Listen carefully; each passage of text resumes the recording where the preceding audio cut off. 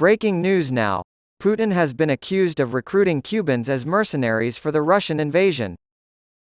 The Foreign Ministry of Cuba has expressed concern that Cuban nationals are being trafficked to Russia to fight in the conflict in Ukraine. The Cuban government claims that criminals are operating a human trafficking ring that is supplying the armed forces taking part in the conflict in Ukraine.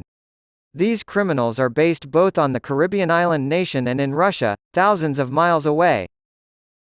The government is currently working to neutralize and dismantle the network. Russia has not yet issued a statement regarding these claims.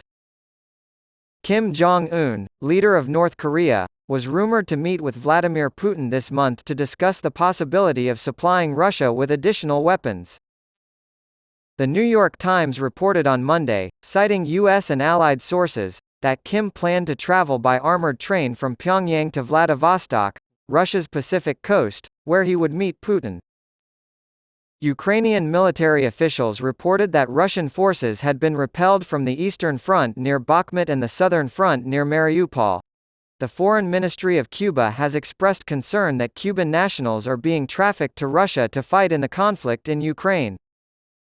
The Cuban government has claimed that human trafficking is being conducted by criminals on the island and in Russia, thousands of miles away.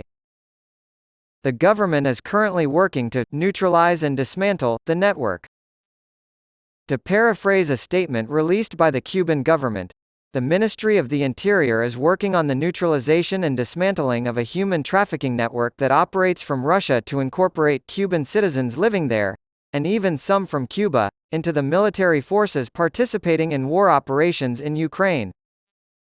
Russia has not yet issued a statement regarding these claims. Russian President Vladimir Putin is scheduled to meet with North Korean leader Kim Jong-un. The European Union plans to hold a high-level meeting with African leaders on the sidelines of this week's Group of 20 summit to make up for the absence of Xi Jinping and Vladimir Putin. According to people familiar with the preparations who asked not to be identified discussing internal strategy, the EU wants to take advantage of the fact that the presidents of China and Russia will not be attending the two-day gathering in New Delhi.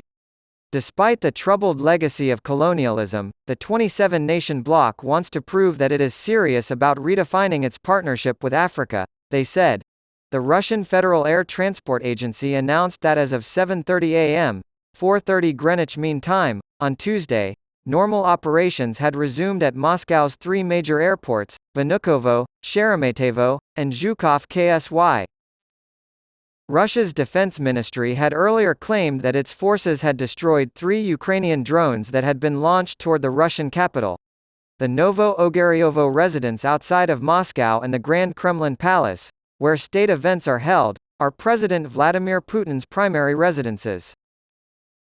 Nearly 50 flights were reportedly cancelled or delayed early Tuesday morning at the 4 major airports near Moscow, Vnukovo, Domodedovo, Sheremetyevo, and Zhukovsky, according to Russian news outlets. Ever since 2 drones were shot down over the Kremlin in early May, drone attacks on Russian targets have become almost daily occurrences, especially in Crimea, which Moscow annexed in 2014, and in regions bordering Ukraine. Flights to and from Moscow have been disrupted in recent weeks due to the attacks. However, the Ukrainian government has justified the destruction of Russian military infrastructure as part of a counter-offensive that began in June.